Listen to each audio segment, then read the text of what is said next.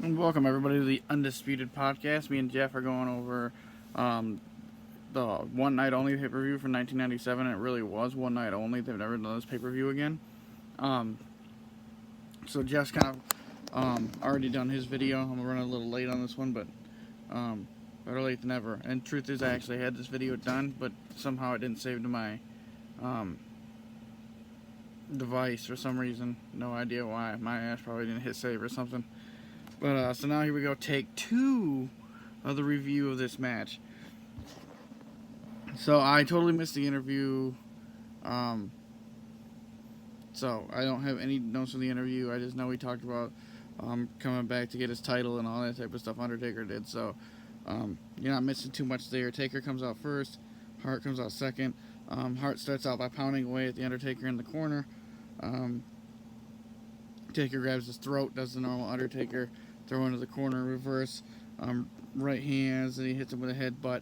And Undertaker's chasing after the ref because the ref counting to 10 or whatever. And Bret starts exposing the turnbuckle. That only leads to bad things, guys. That only leads to bad things. So now Hart starts hammering away with the right hands into the corner. Then Taker counters the clothesline. He gets a 2 count. Taker misses an elbow drop. Then Bret Hart goes to the sharpshooter. Undertaker counters by powering out. And immediately gets clotheslined by Bret Hart right afterwards. And then Taker gets up and Bret Hart clotheslines him to the outside. And then Hart goes against the ropes and baseball slides the Undertaker into the announcer's table. While they're outside, Undertaker picks up Bret, bear hugs him, and rams his spine into the steel post on the outside. And then they start to kind of fight up the ramp and through the crowd and all that kind of, the good stuff. The stuff that doesn't happen a lot nowadays, especially with the fake fans there. They don't ever fight through the fans, so it is what it is. No, we miss the old time stuff. There's a lot of things from the Attitude Era that people miss. Stories in particular were great. The matches felt more personal. As for the wrestling itself, I actually think it's better now, and I hate when people say it's not, but it is. And this, you see it through a lot of these matches that they're just not up to high quality. But I will say that the fighting through the crowd and all that kind of stuff was cool. Little touch for back then. So, gotta give credit where credit is due for back in this time.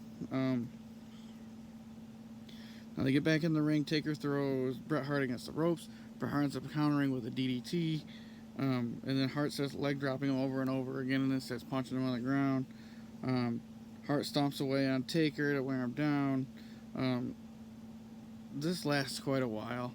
I mean, it's hard to take notes here because he just continuously just stomps him over and over and just kind of walks around him like stalking a spray type thing. He goes to whip Taker into the exposed turnbuckle, but Taker counters. Bret Hart hits chest first into the turnbuckle, and now the Undertaker starts to go to work on the chest of Bret Hart, knowing that he went into the exposed turnbuckle. I told you this never works out. Undertaker hits an elbow drop to the chest. He gets a 2 count. Then he starts the submission where you put your knee in the back and you stretch their arms out like this. And then he kind of rolls that into a pin. He gets a 2 count on that. It was pretty good. Taker starts stomping away on Hart now. Undertaker goes for a knee in the corner, but Bret Hart moves. Undertaker smokes his knee on the turnbuckle. Then Hart goes to work on the knee of the Undertaker. Hart with a figure 4 around the ring post. I mean, this is starting to become a normal thing in Bret Hart's game, and it's cool to have a move like that because it always looks like it hurts like hell. Back in the ring, Hart works the leg again, then applies the figure 4 in the middle of the ring here. Taker ends up reversing the hold, and it gets to be broken, then start going to work on the abs, the abdominal region of Bret Hart, and the chest again, where he hit the turnbuckle exposed. Bret ends up changing the momentum around, and he locks in the sharpshooter, but Taker ends up powering on it while not giving up. Then Bret tries the sharpshooter again, and he punches his way out this time. He does big boot and then a leg drop, kind of like Hulk Hogan, like Jeff kind of alluded to. Hart gets the ring bell, Taker boot to the face. Taker goes to use the ring bell, the ref steals the bell from the Undertaker. And then you get a Bret Hart chop block. Taker ends up throwing Bret Hart into the steel steps on the outside. Goes back in the ring. He Irish whips him to go against the other turnbuckle. Bret kind of slides, and he goes back first into the pole underneath. Taker starts to go for old school. Bret counters with the normal counter of pulling. Going for a tombstone. Counter kind of falls, gets his neck kind of caught in the ropes. And then all of a sudden there was like a DQ. I kind of turned because when I was watching the match, somebody actually asked me something. My roommate came, knocked on my door. So I kind of missed what the DQ was, but I don't know if it was because he went over the top or it was because the Undertaker attacked the official. Either one of those, WWE could find a way to justify. I mean, especially attacking the official. That one's easy.